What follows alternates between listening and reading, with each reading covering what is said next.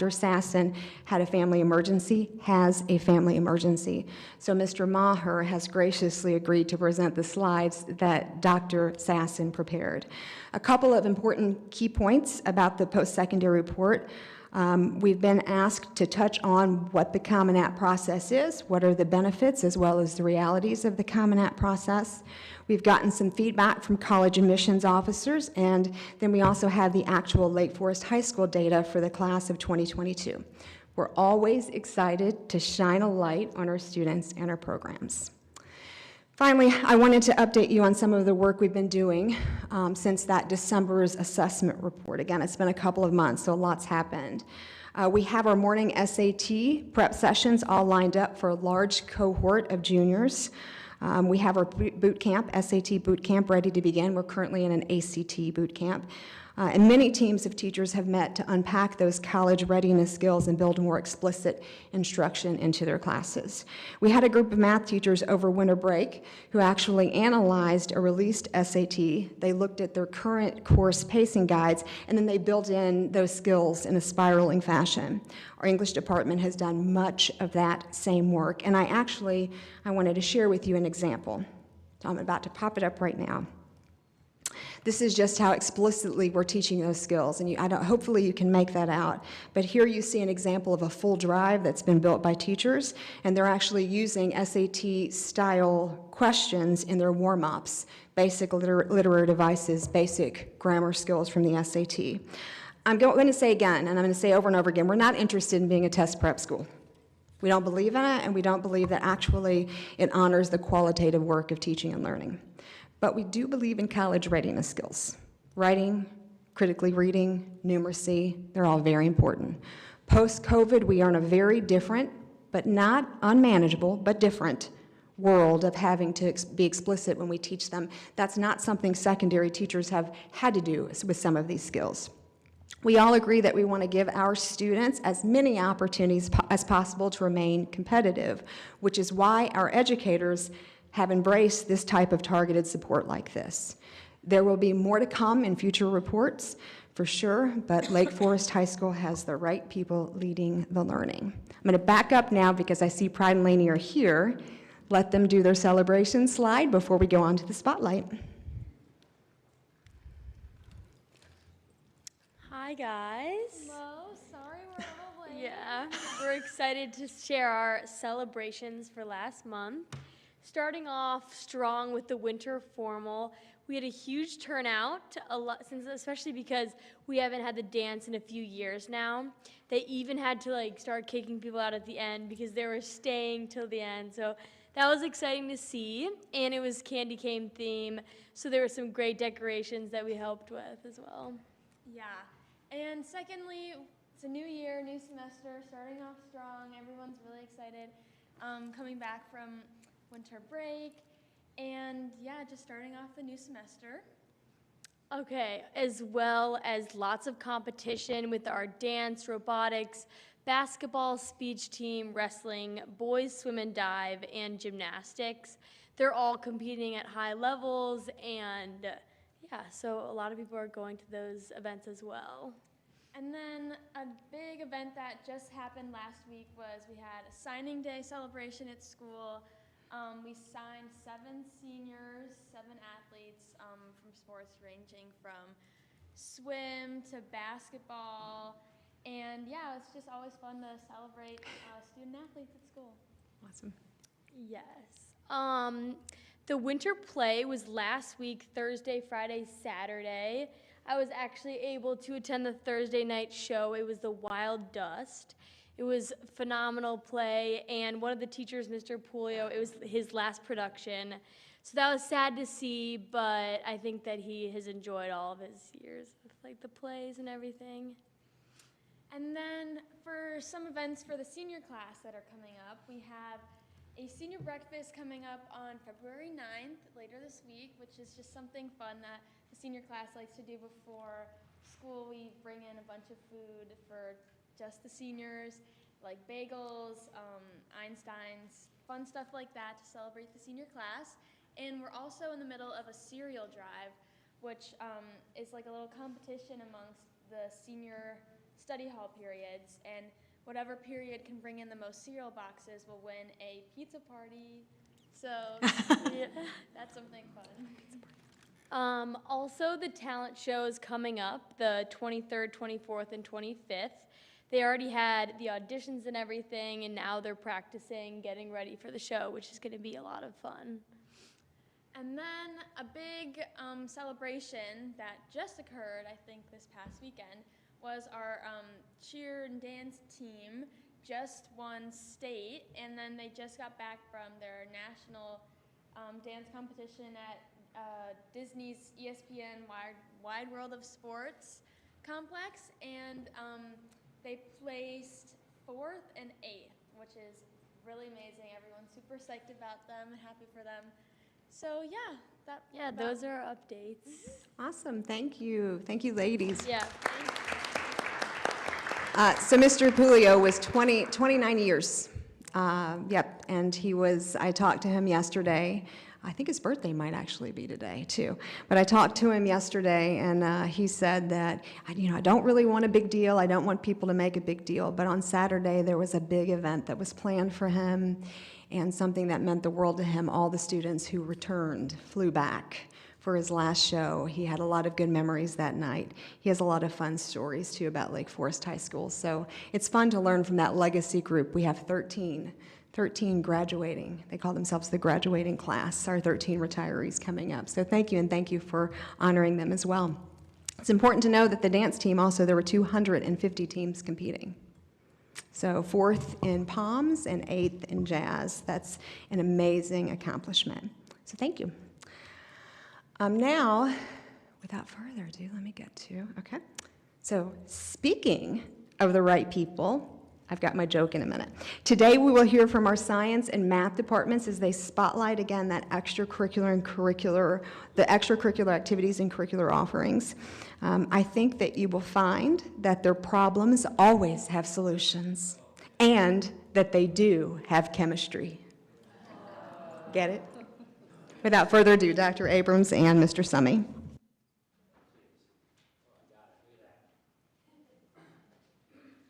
So I think everybody, I know Dr. Montgomery can agree, the kids, parents, that the science department is the best department in the school, right? We're all agreeing to that? So math's right, you're right next to it. So in science, I think everybody has taken science, but you might remember some facts, but the skills that you learn in science, I know when my kids who are in this district, when they go through here, this is what I really want them to remember. I want them to be able to analyze, interpret data, et cetera, make experiments, look at different problems and solve, but the content does matter. And our students are great and our teachers are great and they're dedicated. It's the best group of people I've been around. They're here in the morning, setting up labs early, staying after school, setting up labs, and meeting with students all throughout the day. So without further ado, let's get some students up here and we'll talk about the different after-school activities that we have. Environmental Club. You're all right. Hi everyone, my name is Kate Johnson. I'm a senior at Lake Forest and I'm representing Environmental Club. I've been involved in Environmental Club for all 4 years. Last year I was the vice president and this year I'm president. Environmental Club is all about raising awareness about sustainability in the school and the community. This year we've made our most strides that I can remember in my time at Lake Forest. We've worked with various members of staff to kind of incorporate sustainability into the lunchroom. You can see that with our reusable aluminum water bottles, which are infinitely recyclable, and our boxed water. And this is an effort to replace any plastic water bottles in the building, although we know that that will be a gradual change. And we've also gotten more vegetarian options in the lunchroom, not only for healthier options, but to accommodate any students who may be vegan or vegetarian. This week, we're starting to sell our Valentine's Day candygrams, and that'll be helping to send out Valentine's Day with cute little environmentally sustainable and raising awareness for the environment through that. And looking forward, we hope to incorporate more sustainability into the building, whether that's with a more advanced recycling program, or maybe possibly in the future, any solar panels for the building. Yeah, that's kind of my spiel. Thank you.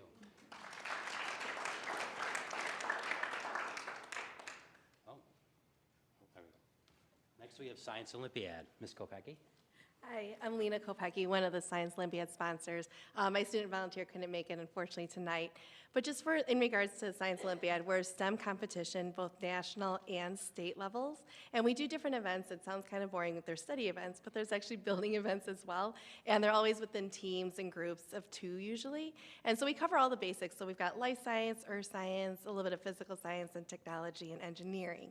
So we had our first invite on January 28th. So the picture that you're seeing is a balsa bridge that was built. It's only with balsa wood with just some glue, and then you have to test how much it can hold. So it held 13 kilograms, and that's 28 pounds for just a little wood bridge, if you think about that, which is very impressive. And then we compete in other study events too. So out of 47 teams, we actually scored second in forensics, which is amazing. So we meet weekly on Thursdays, and we have our next competition this weekend at Loyola Academy. So thanks. Thank you. Thank you. Robotics.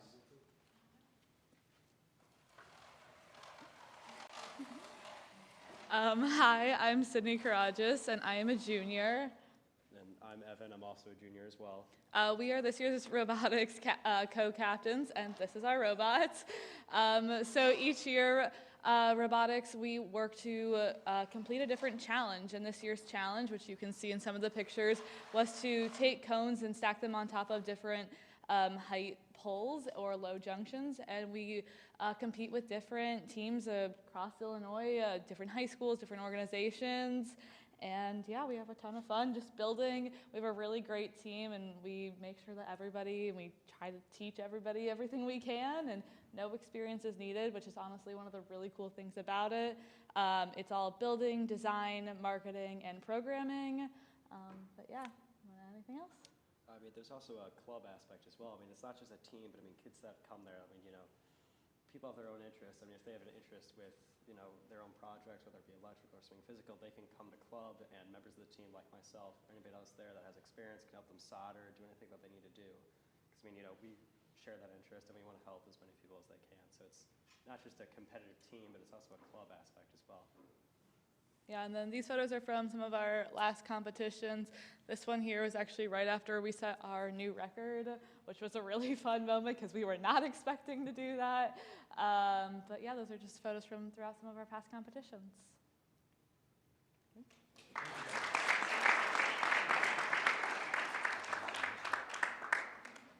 Well, I don't know if I can stand up here and say that I agree with Dr. Abrams that the science department is the best department, but I can tell you that there are 2 main things that I really wanted to make sure I hit on tonight, and that for each of our course offerings that we have in our department, as Dr. Lennar kind of was alluding to in terms of staffing, we have created courses that we feel like meet the needs of each of our learners.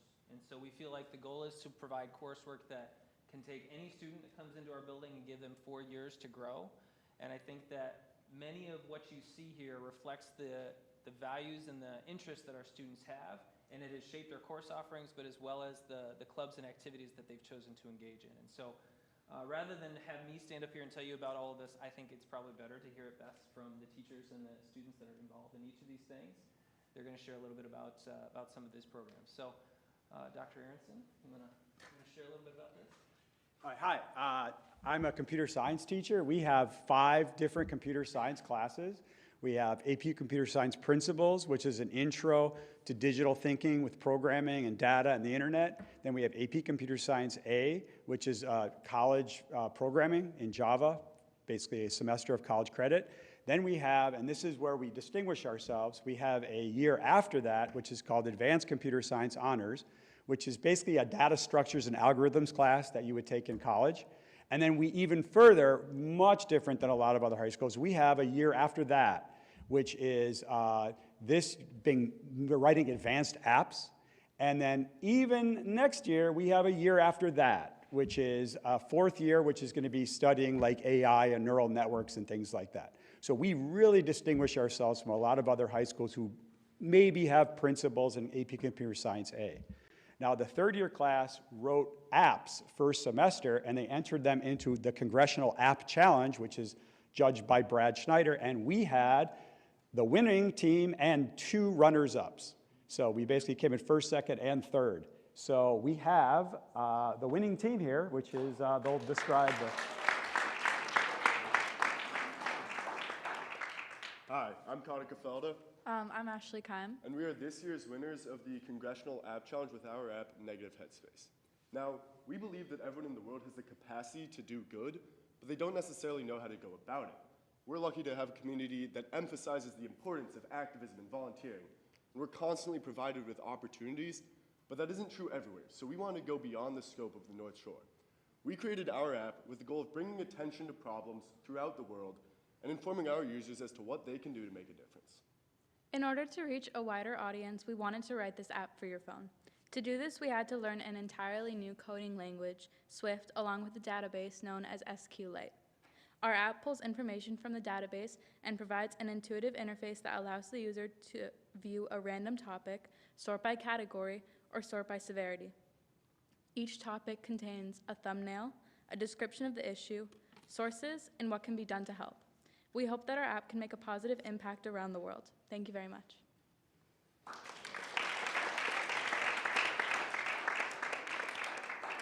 Up next, I'd like to invite Kate and Laurel. You want to share a little bit about women in STEM? Yeah. I'm back. Hi. I'm the president of Women in STEM, and I have been since my junior year. I've been involved with Women in STEM for 3 years of high school, and it's all about connecting young girls together who share their interests in math, science, engineering, anything in the world of STEM. And through this, we do a lot of hands-on activities. So recently, we just went out to a creek last fall-ish, and we collected water, and we looked at the microbiome under a microscope. And we've also done outreach in the community at Beacon Place, where we got young children involved in STEM and really passionate and excited about genetics, and we did that by extracting the DNA from strawberries. And we just do a lot of activities to try to connect girls with each other so they can kind of share their passions for that. We also invite members of the community to talk, and those are professionals who have experience in STEM. Kind of a motto of our club is you cannot be what you cannot see, so we want to provide girls with that leadership and that kind of path forward in different areas of STEM to see what's possible and what they can achieve. I actually met Laurel at Women in STEM Club, and we got involved in the science fair, and I know that kind of relates to science, but we wanted to talk a little bit about our experience with that and the club that we've founded. Yeah, so we don't have a particular slide for this, but we wanted to talk a little bit about our competition science fair team, which is just starting this year. Kate and I competed in the IJAS State Science Fair last year, and after seeing how many nearby schools had big teams of like 30 or 50 competitors, we wanted to bring a little bit of that back to Lake Forest. So we've been starting a club this year where students can come, and topics can range from mathematics and engineering, computer science, statistics, to like experiments with chemistry and biology. It's a really cool opportunity for students to do different science projects that they're interested in, and we're really trying to get more students and faculty involved with that for next year. Yeah, so that's that. Thank you. Well, I think you might want to just stay up here the rest of the night. I don't know. Math team, Mr. Goldstein, Sid, you want to come on up and share a little bit? Sure. Okay, math team is kind of a misnomer because there's really 9 different contests that the 25 to 30 kids engage in. And just to point out one simple fact, our season starts the second week of August and it ends the middle of May, which I think makes us a 3-season sport. Just pointing that out. So we have a freshman team, a sophomore team, a junior team, a senior team. a team of 2 oralists. We have a 2-person team. We have an 8-person team. We have a candy bar competition. We have a calculator competition. So we, the 4 coaches, we train the kids in all these different contests, and it's kind of like a track and field event when you go to one of these, because they participate in different levels. And they're not only doing math for accuracy, they're also doing it for speed, which for some of you might be your worst nightmare. So we're training them to think quickly, think creatively and critically, and also to have a lot of fun. So again, it's something that they do all 4 years. And just a historical note, Mr. Aronson and I were both on math team. So kids who really enjoy math team may end up here in 20 years telling you about math team in the future. So I'll let them talk about it because they can probably do a better job than I can. Go ahead. Hey, what's up? I'm Sid. I'm a senior in math team. This is my 4th year in math team, and I'm one of the oralists. And Mr. Goldstein is actually the coach, so he's taught me a lot about how to, be one of the oralists for math team, I think. And so at math team, basically it's separated into 4 levels, as Mr. Goldstein said, and each grade gets to meet with each other. So you're not with different grades, you're just with your own grade. And what I found working, with like Laurel and Kate in math team is that you get to, like a really collaborative environment doing math. It's not just like sit down, take a math test after school. It's, work together and try to learn how to solve like unique questions, which I've really liked in math team. So that's what I took out of math team. Wait, Sid, can you tell us what does that mean that you're the oralist? Yeah. So what happens at meets is me and eventually in some of the other meets I'll have a partner, is I am given like 3 questions to solve, and I'm given like 15 minutes to solve these questions. And then after those 15 minutes, I'm taken into a room with judges, and I have to present my solutions to these questions. And it is definitely stressful. I've had to make up a lot of math while presenting. Mr. Goldstein might recount an example where I proved that 100 is equal to 100. But it's very fun, and it's definitely a unique way to approach math. So yeah, that's what it means to be an oralist. I think Sid and Mr. Goldstein pretty much covered all of it, but I would say that math team, I've done slightly different competitions from Sid, and I agree that it is definitely really collaborative, really fun to work as a group together. We're actually preparing for regionals now. That'll be in, I think, 3 weeks. And then state after that. So we have some big events coming up, but the teachers are doing a great job of preparing us, and everyone's collaborating really well. So yeah. All right, so when I said that Laurel was going to be up here the rest of the night, this is kind of what I'm getting at. So one of the many experiences that we participate in at Lake Forest that we provide our students for mathematics is participation in the America's Mathematics Competition. So every year we have many students who seek to sit for an exam, to take a math test, to prove their mettle, to see how well they stack up across the entire nation. And about 5% of the people who sit for that exam qualify for the American Invitational Mathematics exam. And Laurel was our lone qualifier. So, yeah. Now, she's still standing, which is a testament to her perseverance and just her sheer stamina, because she sat for that today. So she went to class, and then she went for a 3-hour exam, and then she came here to tell all of you about her love of math and science. So, Laurel, do you want to share a little bit about the experience? Just don't share any of the answers, because remember, not until tomorrow at 8 o'clock. So.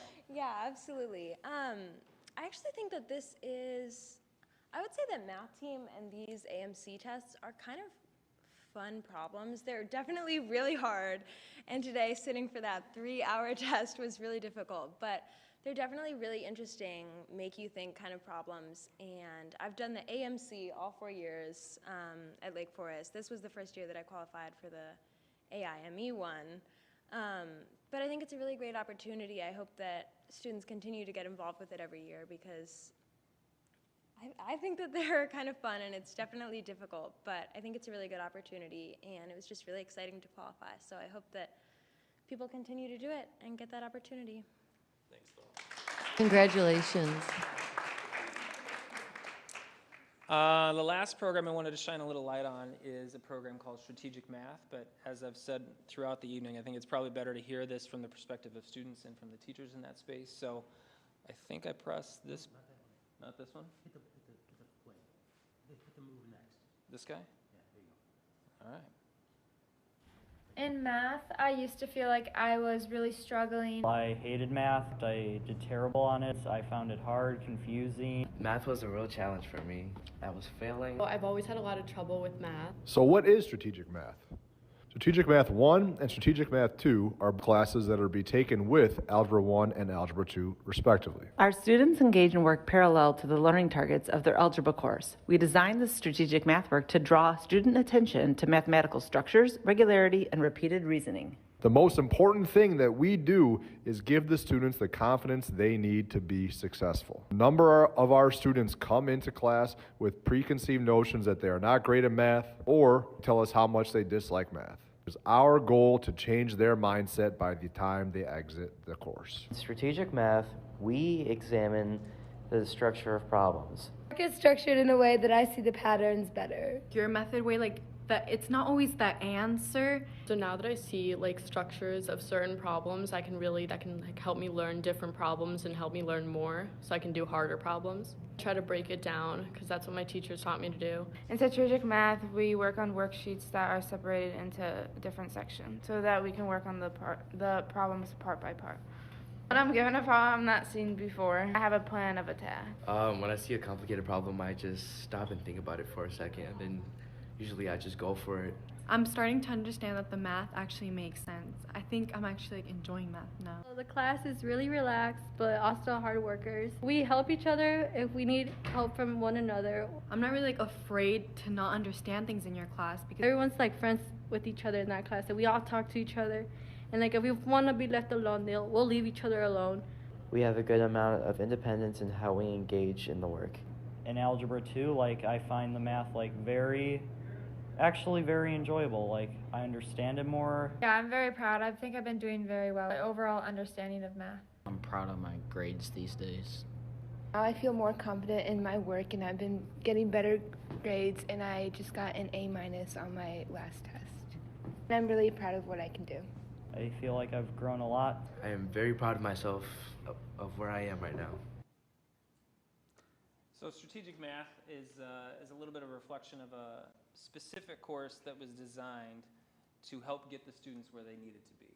And so you can see from our coursework, from our clubs, our activities, our national contests and challenges that we're not only participating in but winning, we are accomplishing many great things in the mathematics department as well as the science department. And I just want to say thank you for the opportunity to present tonight, to share a little bit about this with each of you. And I personally will tell you that our math department is excited about the things that they're exploring and investigating, and we look forward to being able to come back and share how this is going to evolve for our students in the future. So, thank you.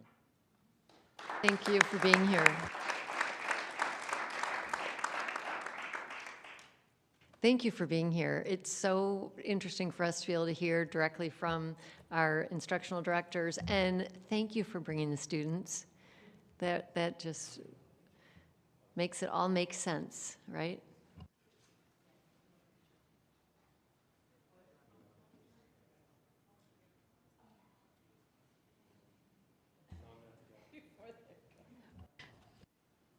Attention students, can you return? Students. Students to the boardroom.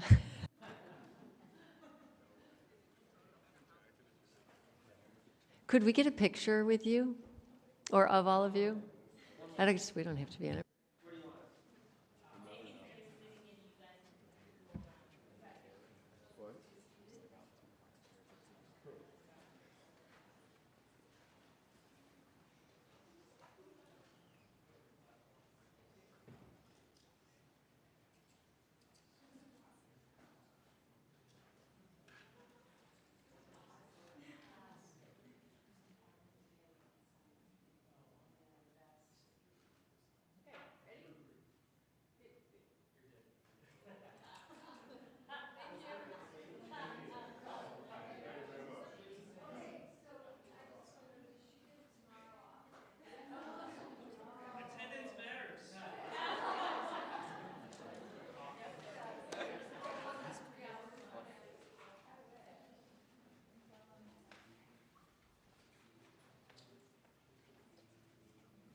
That was fun.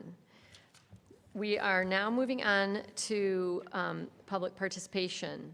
At this point in the evening's agenda, this opportunity for public participation will be limited to comments about the meeting's agenda items only.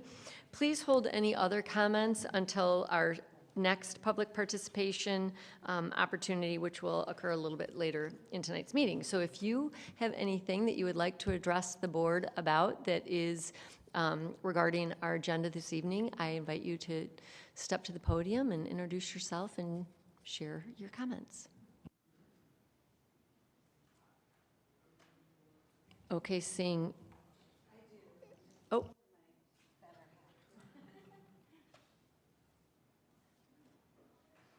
Do you want to wait till, well, we have another opportunity. Oh, you ready?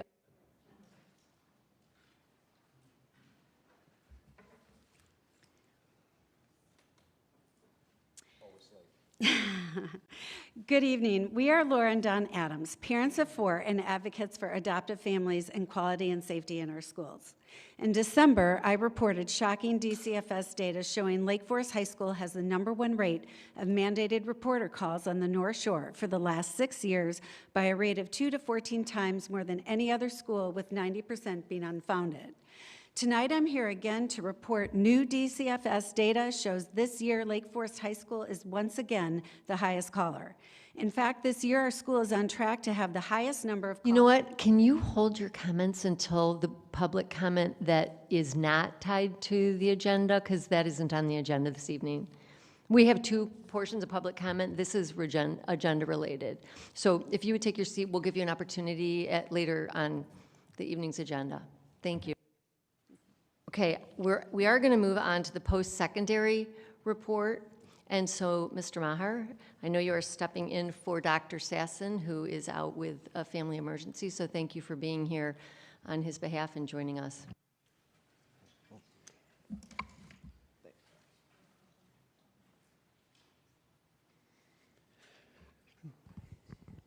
Hello, my name is John Maher. I'm Director of Student Services at the high school. Thanks for having me. I'd like to reiterate what Dr. Lenart was talking about earlier, is that it is School Counselor Week, and we are very proud of our group of school counselors. They work really hard to get to know your children each and every day, and they tirelessly work with our teams of individuals within our school to really do the best they can for these students. So just wanted to congratulate them on their National Week. So I'm here to talk about college admissions and post-secondary programming.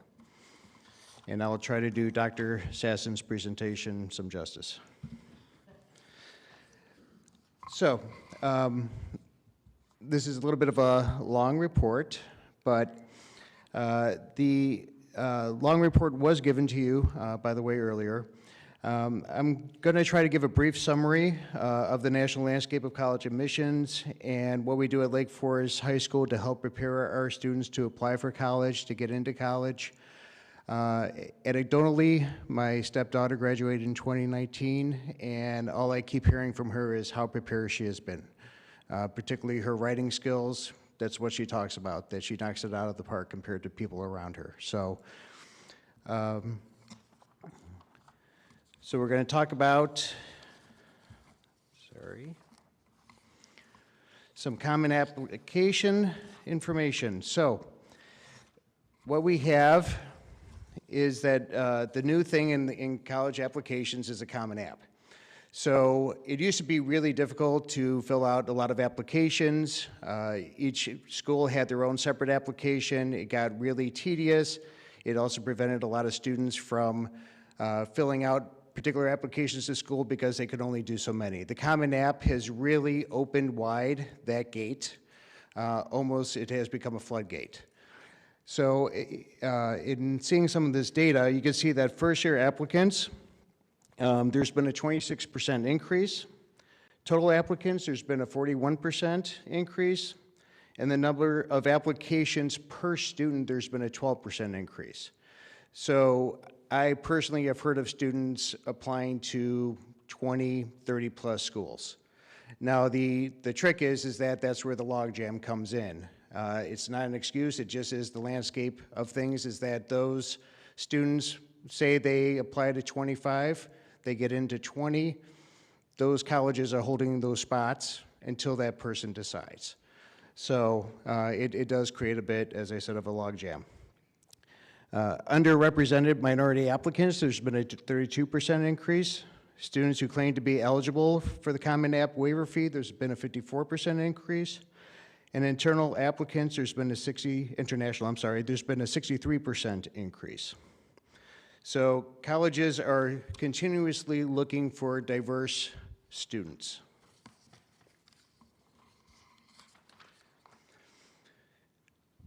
Another chart here talks about institutional characteristics. So there's been an increase since 2019 for applications to public universities by 44%. Private universities, 28%. Applicants to the most selective members, 45%, and to less selective members, 38%. So again, a lot more increase.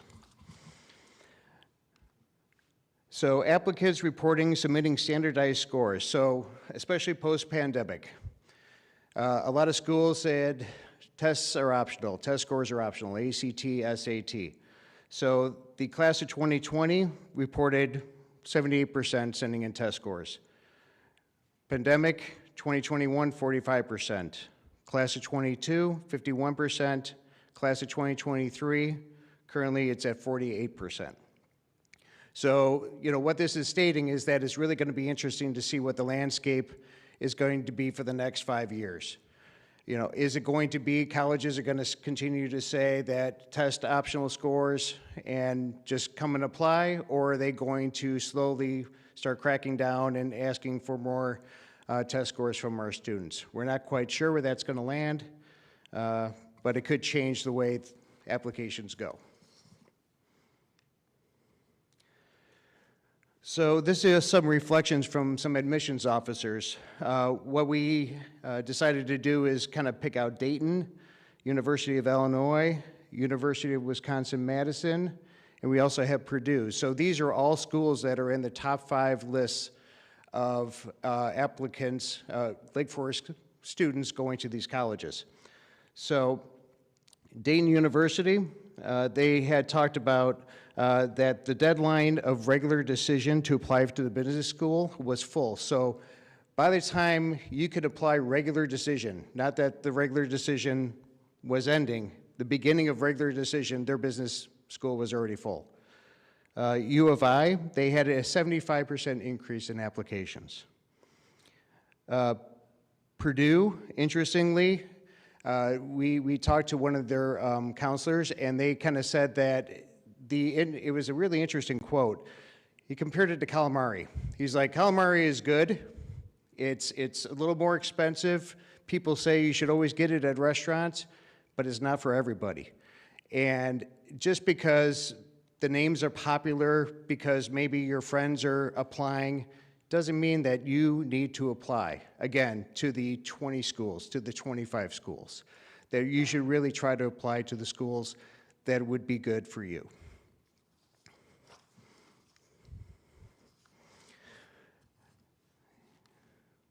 So college and career counseling. There is a market for college counselors, for private college counselors. We hear about it quite a bit. We really truly believe that our counseling department really does a great job in supporting our students. And there's more data to show later on that our students kind of feel the same way.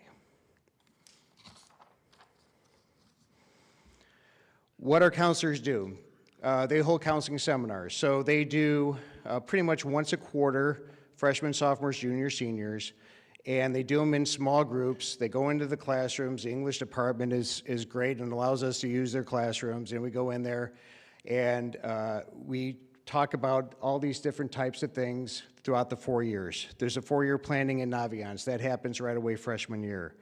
There's goal setting. There's career cluster inventory, which we're going to talk a little bit further about with Naviance. There's resume and transcript development. There's college visits in the CCRC, which is our College Career Resource Center. There's Naviance search features. There's testing and accommodations that is discussed. There's application guidance, college essay writing summer class. Was just talking about it today with some of our counselors, how excited they are that they're going to get the opportunity again to do a writing summer class. And that summer class, once again, is for the Common App. It's to give our kids a leg up come the beginning of the school year. Teacher recs, coordination, transcript submissions, there's a lot of information that has gone through. That doesn't include our individual counseling meetings. So whenever, and I've sat in through a number of these different seminars, they always say, we're going to talk, we're going to meet individually. This is a lot of information. They really sit there and they try to reassure our students that they're not alone in this journey and that they're going to do everything they can to help them.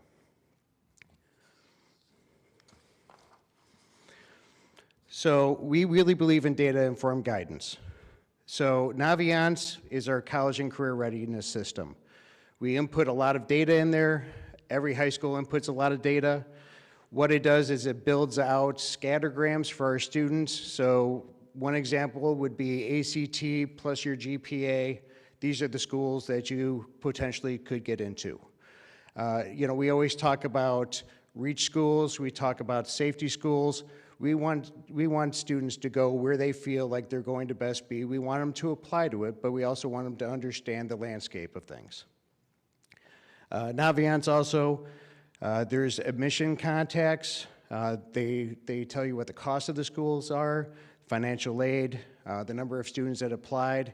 The amount of data that is in Naviance can be overwhelming, but I really feel like they do a nice job in kind of showing it to our students and really kind of breaking it down so that it's understandable. We also have our College and Career Resource Center. So it used to be on one side of the hallway. We moved it to the other side of the hallway because we like the windows and the lights and the sun. We're really kind of proud of it. So Jennifer Gleason, who's actually my admin assistant, really runs the college visits. Like, she coordinates them, sets them up. We have over 200 college visits every year. And it's amazing. These college counselors come in, they talk, they meet with our students. Some are in bigger groups, some are in really small groups. We talk about local and national scholarships. We talk about career seminars. We just had an electrician come in, I think about 2 weeks ago.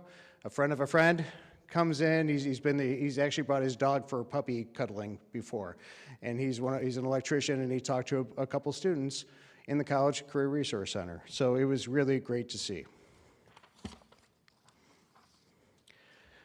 We talk about college and technical education. So there's a lot of programs in Illinois that we feel we can kind of dive into and really help get our students more into the college technical education. So there's Tech Campus. Our kids go for close to a half a day, a little over a half a day, and they'll go in the morning and, and they'll go in the morning and they'll go to one of these different classes. They have everything from cosmetology, early childhood, welding. Welding is already full. Just a huge demand for that. 3D app, game design, auto collision. It's amazing when you go in there and you see these spaces and what these teachers are doing from students from all over the county. They can leave high school with a certification. Many do, and that just gives them a leg up, whether it is they want to go to a four-year college or they just want to go to a two-year college or go straight into a trade. We also have what is called CBO, College Bound Opportunities. We're really proud of this. We really work hard on trying to identify mainly first-generation students. College Bound Opportunities, 90% are first-gen students as far as wanting to go to college. The amount of support that College Bound Opportunities give each student is ridiculous. It's 6 years of individualized support. They start sophomore year and they go all the way through a four-year college all the way to the end. They really work with each student individually to make sure that they are maximizing their potential and trying to be as successful as they can be. Every student that goes into CBO ends up graduating from that college. So it's really impressive. Currently, we have 4 CBO students. We'll have 3 graduating, 1 still left after this year, so we're hoping we can get a couple more in the pipeline. So pre-pandemic, we started an alumni panel. Again, I'll plug my stepdaughter. She was on the alumni panel, really loved it. She's like, "Are you doing it again?" Yeah, we're doing it a week that you're not going to be in, and we're not flying you in, so sorry. But it is amazing how the students really connect. The students go into the theater, ask questions. It's real life, real time. It's really great to see and to hear these students and how successful they are, but also hear maybe some struggles and some tricks that could potentially help our students in the future. So this is our senior exit survey. So our senior exit survey is all self-reported. So we ask for as much data as we can get. We get back what we get back. There's really no great way for us to track it because these students only know, what they've really truly have applied to, which ones they've gotten into. You know, they might have had a first pick college, and then halfway through the process, that first pick college became a third pick college, and now it's a first pick college. And so, you know, we just try to gather whatever data we can gather from them. And usually our students are really good on trying to get us that information back. Just a couple quick things to point out. When asked if the student met with a teacher during PLT. So PLT is our Wednesday morning. Teachers are there to support our students. They're there for an hour. They can come into the classroom. We had just under 77% of students say they attend PLT. That is an incredible, wonderful resource, and that's really great feedback from us, knowing that PLT is being used and is, in my opinion, working. Another interesting thing is that over 96% felt that their counselor had enough contact with them. Again, could we have more? Could we try to figure out ways to do more? We're always trying to take a look at what we're doing as a counseling department. That really, you know, makes me feel pretty good that we are really trying to connect with our kids. Now that 3.6%, why is it 3.6? Because we want it to be 0. We're going to work our butts off to make it better.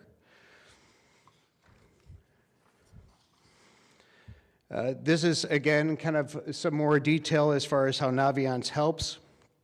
And again, if you look at this bottom slide, it pretty much tells you that 96% feel that their experience with our counseling department was either excellent or good. Again, we would like 96% excellence. We want 100% excellence, but I'm feeling really good about that data.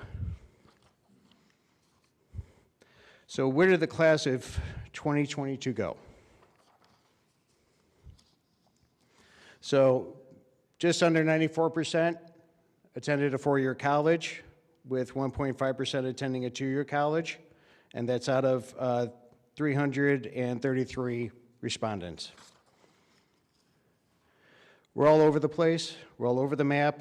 If we want to go extremes, California, 11 went last year. Florida, 11 went. But it seems like a majority of our students really stay in the Midwest.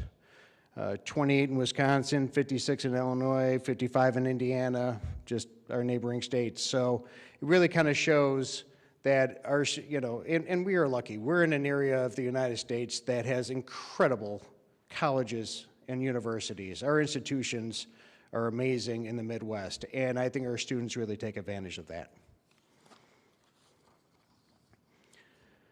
So this is, I'm not going to go through all the numbers, but this is our top 2 or 4-year public schools enrolled by the class of 2022, with University of Illinois at Urbana-Champaign being our tops with 26.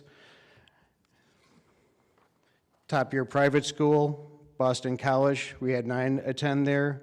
I'm a big Notre Dame fan, we had 5. And then, so next steps. As I've been trying to reiterate, we're not satisfied. We're never satisfied. We want to keep growing. We want to keep trying to figure out ways to best support our students. It's great to know most of our students go for 4 years. We want to support those students for two. We want to support those students that may decide to go into a career pathway and not even go to college. We want to give them the best tools and the best skills and the best opportunities. So by 2030, we want to really develop all 16 career pathway endorsements. So what this is it's auditing our curriculum, it's creating internships and dual credit, it's establishing career pathway opportunities. We also are looking at RAMP. What RAMP is, it's the National Certification for School Counselors. There's very few schools in the state of Illinois that have this RAMP. Stevenson is the only one in the area that I know of. There's, I think, maybe a total of 15 or 16 in the entire state of Illinois. We really want to align, and what that is aligning yourself with the school, with the Illinois School Association, and what they expect from most counseling departments. And then an ongoing systemic review of everything we do on a consistent basis. Again, we want to, those kids that maybe, those 3% that maybe feel like we didn't do enough, we want to do more for. For those that feel like we were good, we want to be excellent. So we're going to keep striving. And that's it. So a lot of thanks to our counseling department, our assistants, our registrar, everybody. We really come together as a team and really work hard. We really trust each other, and we're there for your children. So thank you. Thank you very much. Any questions, thoughts, concerns, anything? Does the board have any questions for John before he leaves us? Yeah, no, just echoing your experience as a father now of two who've used the services, so it's really excellent. And we, as a parent who has not come up through the U.S. education system, we really had to rely on you and your colleagues. So thank you for everything they do. They do an outstanding job. So, yeah, thank you. All right. No, well, thank you for being here. Thank you. Appreciate it. Thank you for everything. I just want to publicly thank you we were in a meeting for an hour today going through Dr. Sassen's slides, but the passion and knowledge that you bring to the departments, I mean, it's evident that you know your counseling department, you know the programs as well. So thank you for jumping in there at the last minute as well. We appreciate you. Okay, we will move on to committee reports now, and we're going to... No, not just yet. We have to wait with bated breath. Yeah. So we're going to start with Dewey Weinbrenner. Dewey and Dr. Montgomery were at a meeting, and I'm glad you guys are here now, and we'd like to hear from you on the Education Committee. Sure. We've not yet met this year. We have a meeting scheduled for next Tuesday, Valentine's Day. We will be discussing an update on Portrait of a Learner, and I think we'll get an update on the referendum also. So we'll hear more from you next month. Finance and Ops Committee, John Noble. Yep, so we are meeting bright and early tomorrow morning. So if you want to put on your accounting hat, you can come and join us at 7:30. But no, we'll keep our news for tomorrow, I guess. Is there anything, unless we want to share anything now or no? So it's just the review of the audit. So unless Sally does, yeah. So that's that. Okay, Sally Davis. I don't know if the Policy Committee has met in 2023 yet. We have not, but the joint District 67 and 115 policy committees met on December 12th, which was less than a week after our December board meeting. And at that time, we went through the recommended updates, press issue 110. Because we did not meet in January, you are now seeing the results of that meeting on today's agenda later on. Because, and I'll just finish all this now so we don't go into it in detail when we get to it on the agenda. Much of the work was largely in the press recommendations to clean up existing policies in relation to changes in legislation or amendments to, based on case law. We are going to recommend that we dispense with, or agree to dispense with the first reading and move into the second reading because there's really nothing terribly substantive there. And 67 met in January, so they did their first reading, so this will put us back on track with each other. I know how interesting that is. There's more. We also had a report at the December meeting from Tiana Adams, who is our board clerk, about subscribing not just to Press, but Press Plus, which is the Illinois Association of School Boards' customized full maintenance policy update service for school boards. It has a number of features that will make our policies much more accessible to the community and, frankly, to the administration, rather than us having to open a document at a time. It gives not only updates, but it also allows full search. It is really an interactive platform as opposed to a series of PDFs that you have to scroll through. And I'm really grateful to Tiana for taking the time to learn about it and advocate for it. So I'm very much looking forward to us bringing that on board. And we will not meet unless we have a special issue or Press Issue 111 is released. So we don't have anything on the books right now. How soon will you transition to Press Plus? That's a great question, Tiana. We just got approval from our illustrious board president so that we can make the purchase. We had to get it from 67 as well. So Tiana, I don't know, next steps are to schedule an informational meeting.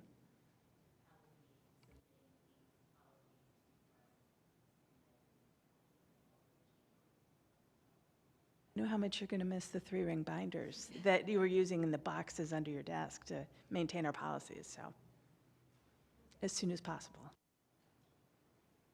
Okay, thank you. Now the liaison reports, and John Noble, I'm going back to you for EdRed. Yep, so not a ton of meetings yet legislatively. They have just assigned the Senate and House committee chairs and members, and so that is kicking off with meetings this week.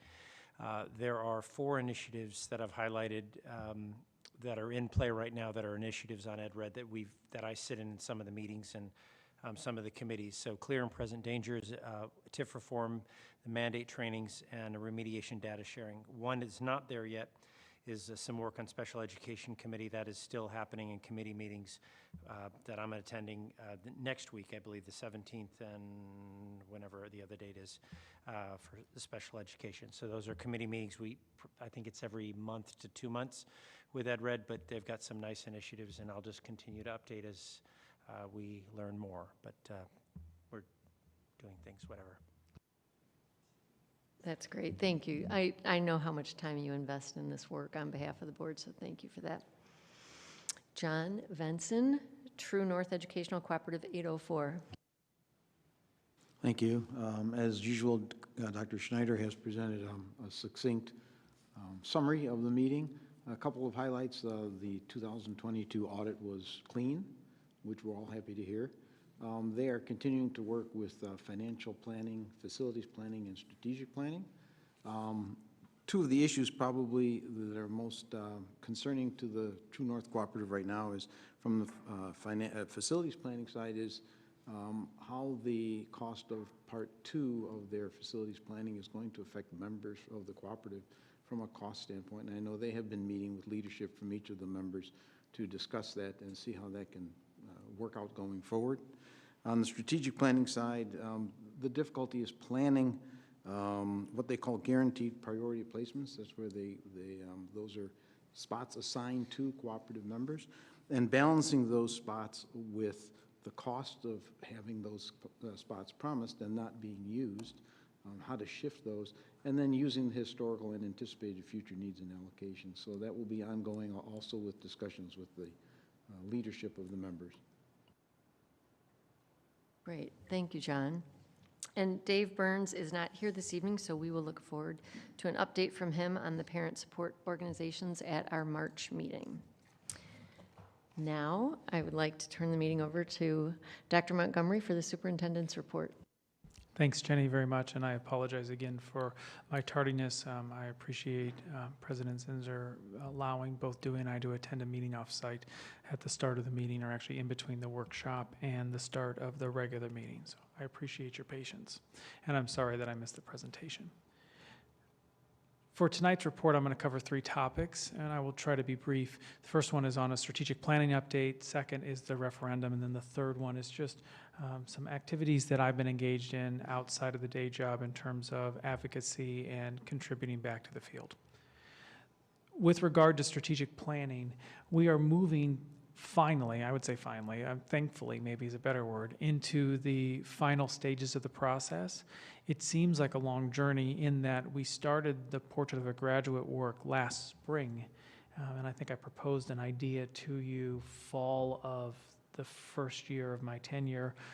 The portrait took the bulk of the spring semester, finished in June, and then I said we would quickly begin the strategic planning process, which started in October of this school year and will be wrapped up and presented to you in its final draft as a recommendation at the March meeting.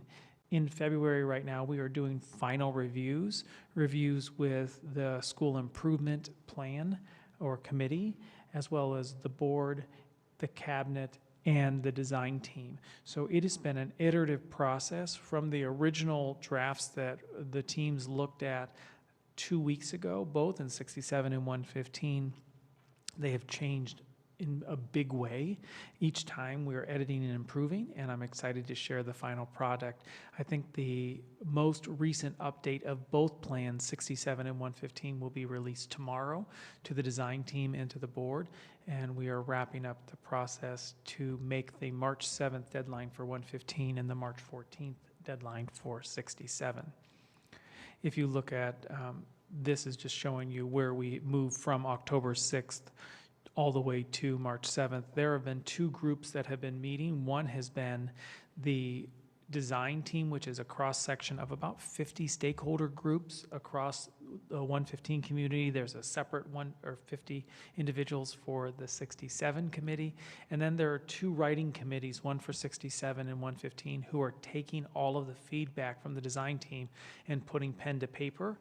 And now we are in the hands of the administrative team as well as the writing team to take more feedback that we're getting to make additional edits to ensure that the final product is a representation of all of the different data points that we have synthesized over the last 4 or 5 months. Any questions about with educating the communities, which is on the April 4th referendum? I promise to be brief with you on this topic, but as a reminder, on April 4th, the voters will be asked to support a $105.7 million referendum, 52% of which is solely infrastructure improvements, 48% is instructional space upgrades. I've fielded a great deal of questions about is it a complete infrastructure project? And I've been responding that with, we could have packaged it as all infrastructure, because what we are doing is infrastructure in the classroom and then infrastructure behind the scenes. I think it's easier to see the infrastructure improvements in the classrooms when it's over, as opposed to the infrastructures of electrical units, HVAC, plumbing, outside of the windows. I think people will notice the improvement in windows should the voters support this initiative. But that's how we tried to separate it out so people understood what it meant. When I look at proposed improvements, the buckets that we have synthesized are maintenance and infrastructure, what I highlighted, safety and security, such as rapid lockdown systems, door sensors at all exterior doors, additional security cameras, ADA accessibility in restrooms and labs. While we are in compliant in an ADA accessibility, this will improve the experience for those students with special needs in the terms of accessibility. Student support spaces, and then lastly, labs, classrooms, and technology. $15 million of the 105.7 will be dedicated to the science labs alone, and getting them more in line with what students experience at both DPM and Lake Bluff Middle. So right now they essentially go back in time when they're walking into the science labs at LFHS. We're hoping that that is no longer the case post April, and beyond. The road show last night, and I'm not going to be on this very much because I don't really like that picture, but just so you know, last night of myself, angles are important. Apparently, I do have a bad side. I didn't think it was possible. I'll tell my mom. That was a joke. The road show, I've talked with the boosters, the foundation, the Spirit is on the horizon, APT, caucus, city council, Lake Bluff board, the village of Lake Bluff is coming up, the Rotary is on the horizon, the American Legion, the opportunities to get out in front of people and answer questions that may be in front of folks are many, and we're continuing to do that. Tomorrow night, there's a unique opportunity. Most of you in the room know that we started a Let's Talk series on hot topic issues last school year during the throes of the pandemic. That continued this school year, and we are offering a Let's Talk referendum, which is tomorrow night in the Little Theater at 7 p.m.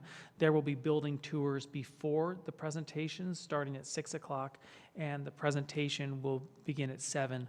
We are going to try our hardest to keep to the hour timeline. Know that the bulk of the presentation will be a recap of the project and then dedicated time to Q&A. I am hoping 45 to 40 minutes, hopefully 45 minutes, solely Q&A for people who have wonderings about the project and everything that goes into it. Any questions about the Let's Talk or the referendum or items that the school board wants to add to this report? Last section is about some of the involvement that I'm contributing to at the national level, and this is just so people see that there are other things that I'm passionate about. I am a proud co-chair of the National Organization for Superintendent STEM Leadership Consortium. If there was a debate before I got here about science or math, I'm going to pick science every day.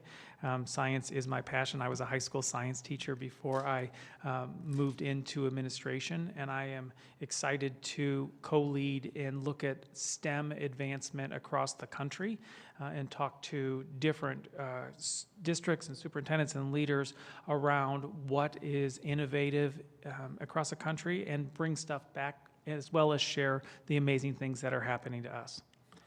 I was approached by the School CEO magazine to write a article recently on serving 2 school boards simultaneously.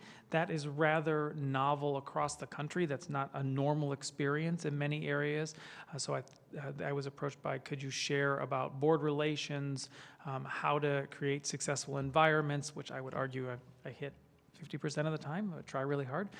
But it was a pleasure to write for this magazine and hopefully share some insight on the nuances of board relations and how the 8 of us or the 15 of us make it work across both districts. So happy to showcase both 67 and 115 in this piece. That concludes my superintendent's report, but I'm more than willing and happy to answer any questions that may be present at this time. I thought you were very kind in your article about how you navigate 14 board members. It is a pleasure. Stays. Okay. Unless anyone has questions for Matt, we will move on to our action items. May I have a motion to approve the contract for Jolanta Tolsik, consultant to conduct special education and 504 evaluations for the 2022-2023 school year? So moved. Second. Thank you. And Jeff, before we vote, would you just let our guests know a little bit more about this? Sure. I think I was talking about this in the spring of last year, too. We've used Jolanta each year to do evaluations for students who are in the Lake Forest, Lake Bluff community, but don't attend Lake Forest High School. Okay, does anyone have any questions before we make a motion or have a roll call vote? May I have a roll call, please, Tiana? Ms. Zinzer? Aye. Ms. Davis? Aye. Mr. Weinbrenner? Aye. Dr. Vinson? Aye. Dr. Schabacher? Aye. Mr. Noble? Aye. Motion carries. Thank you. May I have a motion to approve the e-learning plan for pandemic and/or emergency preparedness? So moved. May I have a second? Second. Jeff, do you want to give an overview of this as well? Sure. So we filed an e-learning plan with the state 3 years ago. The state requires us to file it every 3 years. We have in our current plan, if there are 2 emergency days, we won't have an e-learning day. It'll be a traditional snow day. If we have the need for a third one, we, pending board approval, would then be able to utilize an e-learning day. So what we did is we took the e-learning plan from 2020. Dr. Lennart and her admin team took a look at it to see what from the state level needed to be revised or tweaked a little bit. So we would submit this to the state, and then if it was approved, we would be able to use e-learning days. It's a little bit, I don't want to say, it's more of a skeleton of a structure. There's certainly a lot more details that would go into it. While we don't anticipate needing to use it this winter, if we had that at our disposal, it would prevent us from tacking on emergency days at the end of the school year. Did you want to add anything? Dr. Lennart, I've heard you say that as you look in the crystal ball of activities with the state of Illinois and the Illinois State Board of Education, that you expect that we will see activity from ISBE, not dictating, that's not the right word, but giving more thought to and probably more direction to school districts around what e-learning could look like. Can you talk about? Yeah, I don't know Illinois politics that well, but I can only imagine as we see the landscape of e-learning and remote learning environments continue to evolve across the country.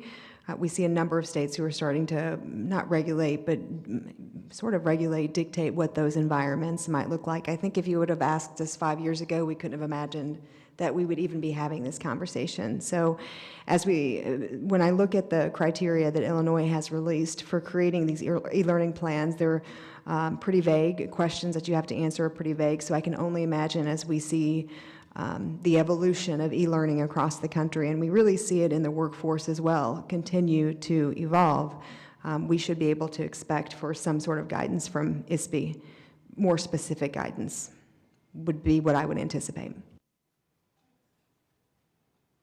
I just have a very sort of technical question. So if I understand and read this correctly, so this is more broader guidance, and then you have the liberty to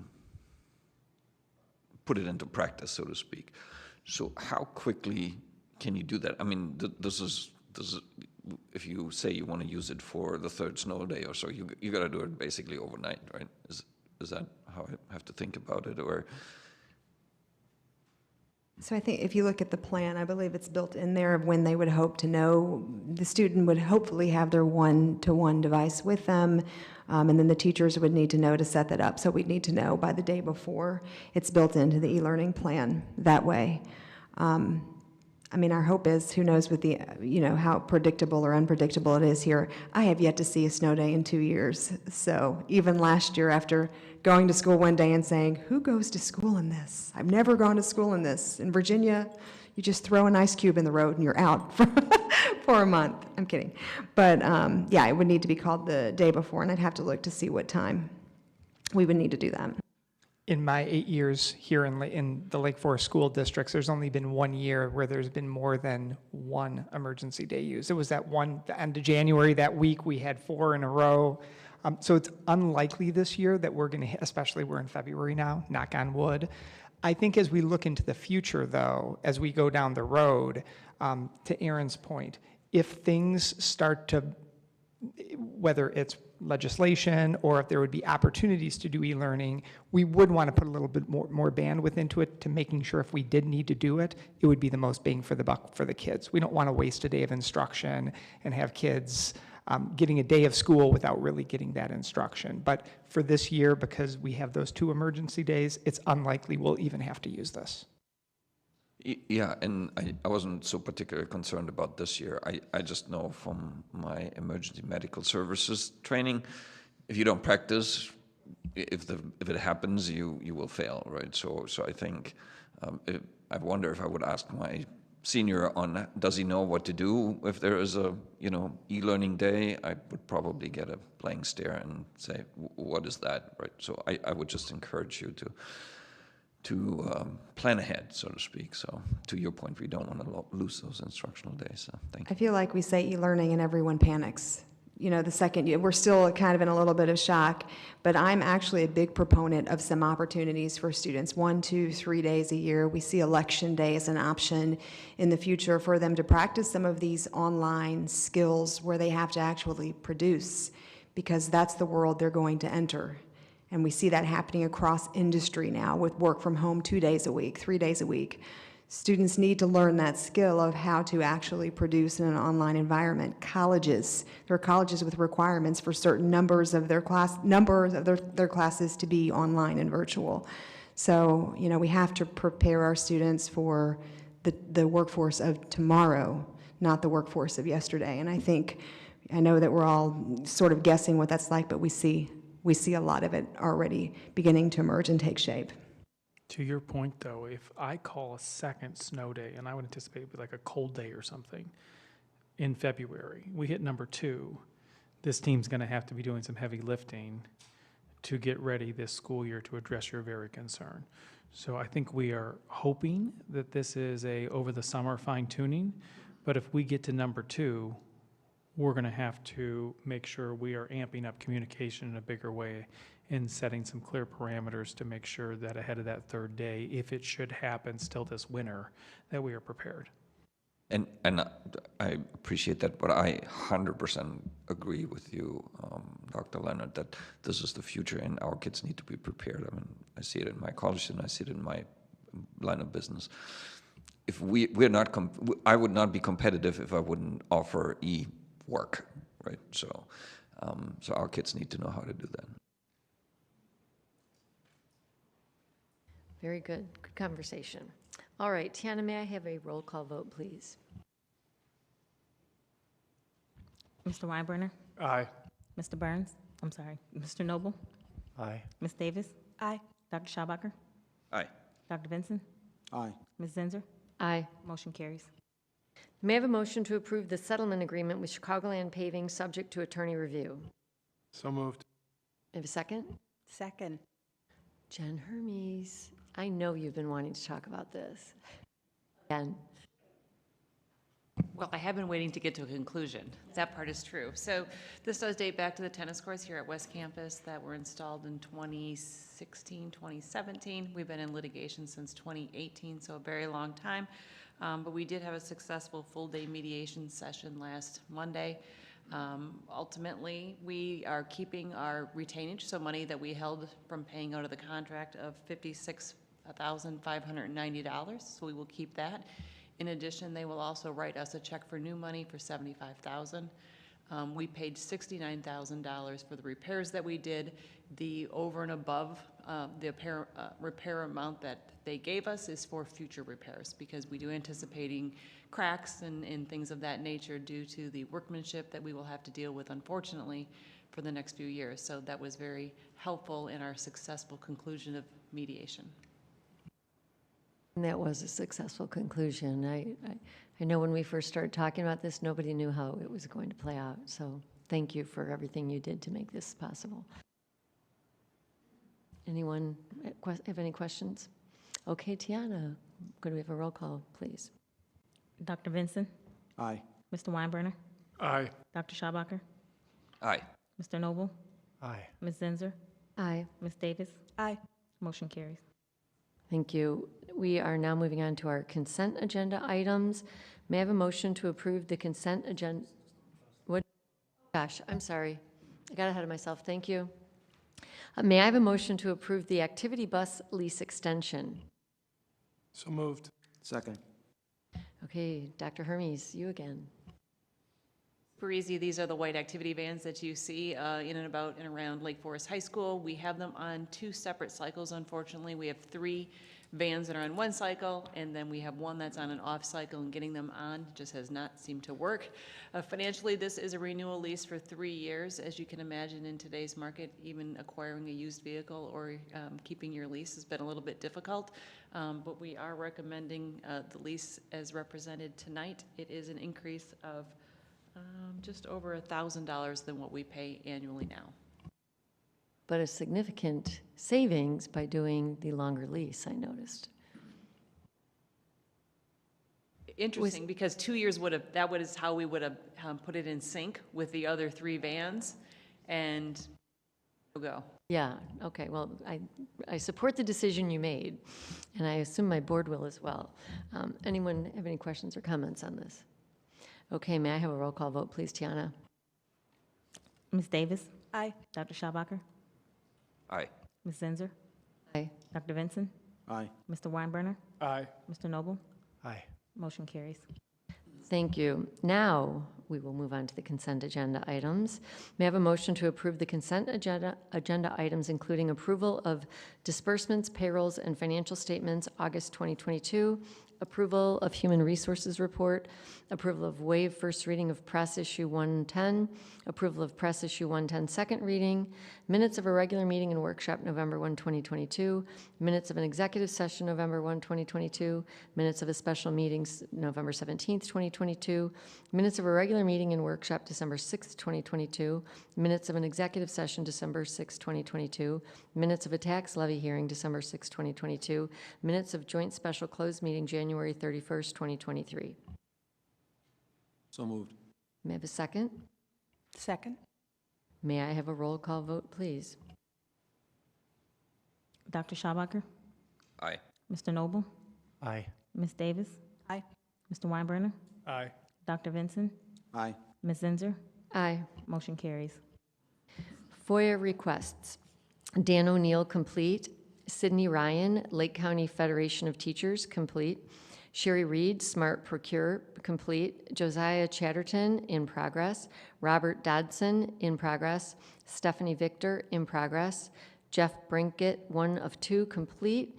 Jeff Brinkett, 2 of 2, in progress. Parents Care FOIA Department, 1 of 4, completed. Parents Care FOIA Department, 2 of 4, in progress. Parents Care FOIA Department, 3 of 4 in progress. Parents Care FOIA Department, 4 of 4 in progress.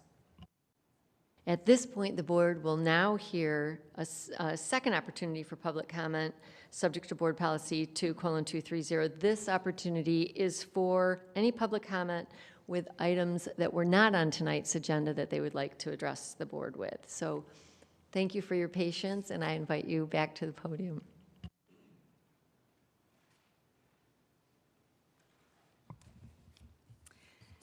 Thank you. We are Laura and Don Adams, parents of 4 and advocates for adoptive families and quality and safety in our schools. In December, I reported shocking DCFS data showing Lake Forest High School has the #1 rate of mandated reporter calls on the North Shore for the last 6 years by a rate of 2 to 14 times more than any other school, with 90% being unfounded.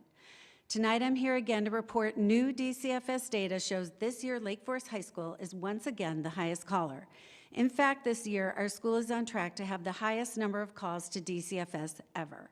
In the last 5 months, Lake Forest High School with 1,500 students has already made 4 calls on parents.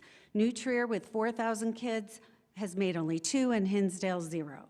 I doubt this is the #1 rank or headline any parent or taxpayer in this district can be happy about. Moreover, the new data shows most of our school's calls are coming from the school social work department. I have many questions for the board. What makes us so different from our southern and western neighbors? What does this say about Lake Forest High School's culture, values, and relationships with parents and families? How does this foster the communication and collaboration Dr. Frampton said was essential at the Let's Talk Forum last week? Who is making and monitoring these calls? Are calls being placed knowing the claim of mandatory reporting provides wide legal protection without regard for the grave legal process it starts and the harm it causes families? How do these calls affect the limited resources of DCFS? Are there a higher number of calls being placed on parents with children on 504s and IEPs? Research on DCF calls shows high unfounded rates indicate overreporting and that reporting can be used as a form of community policing when school personnel disagree with parental decisions. Currently, Lake Forest High School does not follow many of our state's social worker best ethics practices or provide transparency to parents of how social work is provided. Parents need to be warned. According to LFHS Policy 7250, if a teacher has concerns regarding a child and wants to reach out to the parents, social workers are allowed to advise the teacher not to do so, and in addition, recommend the teacher and the student bring all their concerns to the social worker without the parent knowing. At LFHS, contacting a parent is considered only one intervention of many. This policy is dangerous for many reasons.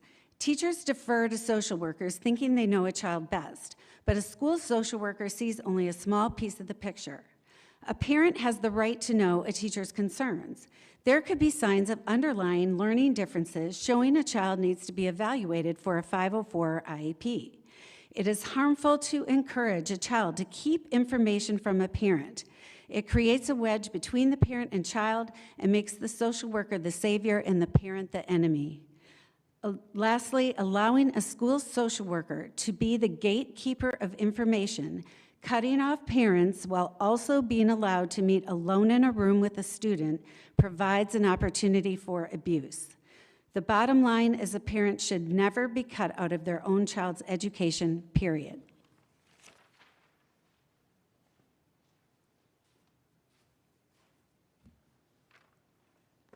Hi, I'm Don.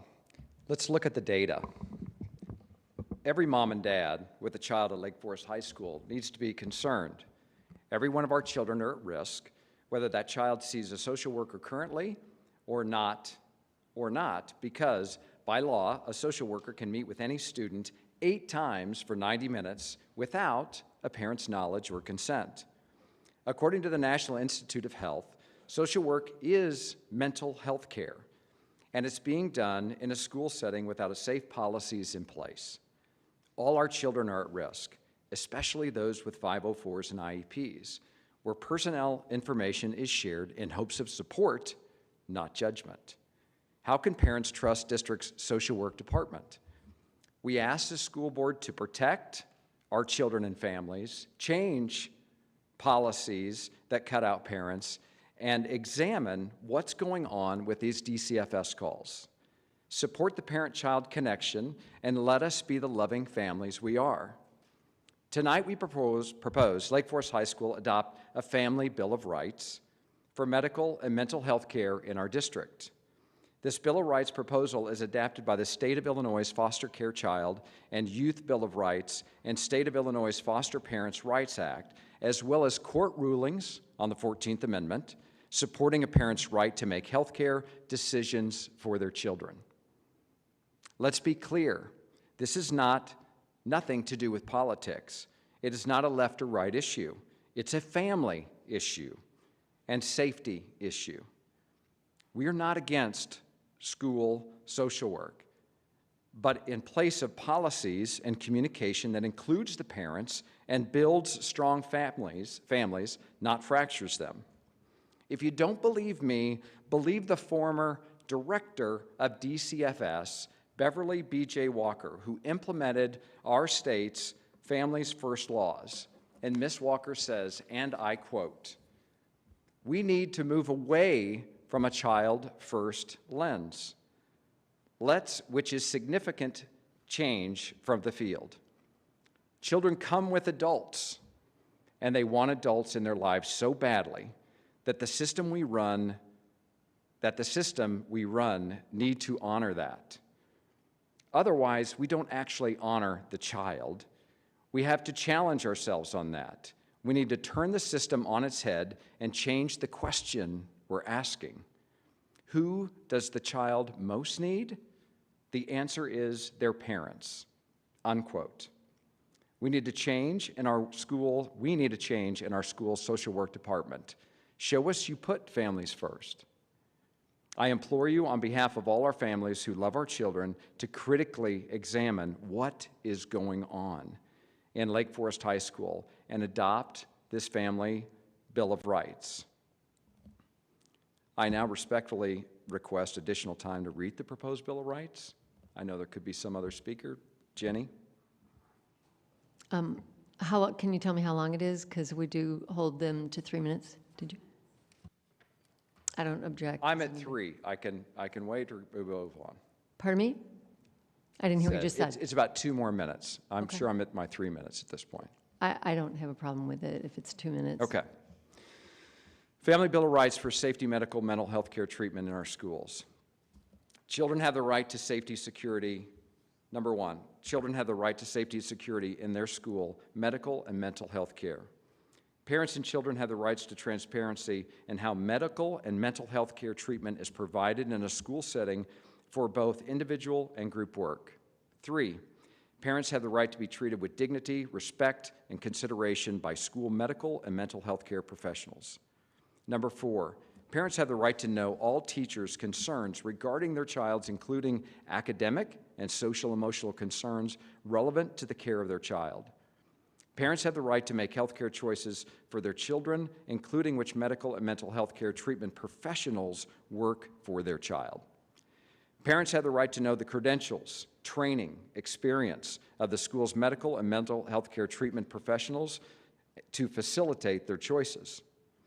Number 7, parents have the right to make medical decisions regarding treatment and medication for their children and to adhere to by the school medical and mental health care treatment professionals. Number 8, parents have the right to have their cultural, religious, and moral values known and adhered to in supporting their children's medical and mental health care treatment. Number 9, parents and children have the right to expect medical diagnosis and directives will be adhered to by the school medical and mental health care treatment professional. Number 10, parents have the right to information and communication with school medical and mental health care treatment professionals. Number 11, parents and children have the right to confidentiality in their children's medical and mental health care. Number 12, children have the right to be connected to their families, especially parents, and the family connection and relationship supported by school medical and mental health care professionals. Number 13, parents have the right to all documentation and records regarding their child's interactions with medical and mental health care treatment providers. And finally, number 14, parents and children have the right to bring their medical and mental health care treatment concerns regarding their child directly to this school board, which is the only de facto entity set up by the state to oversee medical care and mental health care for their children in a school setting. By adopting these Family Bill of Rights, our district will lead the state in showing you truly value the care and safety of our children. Thank you for your time and attention. Thank you.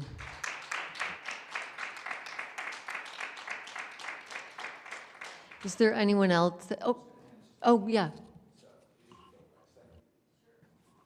Yeah, you can pass those to Tiana. Is there anyone else that would like to address the board during this portion of public comment tonight? Okay, seeing none, I am going to move on to announcements. Wednesday, February 8th, 2023, there is a Finance and Ops meeting at 7:30 a.m. Lake Forest High School's West Campus. Tuesday, February 14th, 2023, the Education Committee is meeting at 7:30 a.m. at Lake Forest High School's East Campus. Monday, February 20th, 2023, is President's Day. There is no school for students or staff. Tuesday, February 28th, Community Safety Series Critical First Aid, Save a Life, is held at 7 p.m. at Deer Path Middle School. Friday, March 3rd, 2023, is the Lake Forest High School Foundation Grant Day. Tuesday, March 7th, 2023, is our next Board of Education meeting here at the West Campus Boardroom at 7 p.m. May I have a motion to adjourn the Lake Forest Community High School District 115 Board meeting for February 7th, 2023? So moved. A second? Second. May I have a voice vote, please? All in favor say aye. Aye. Aye.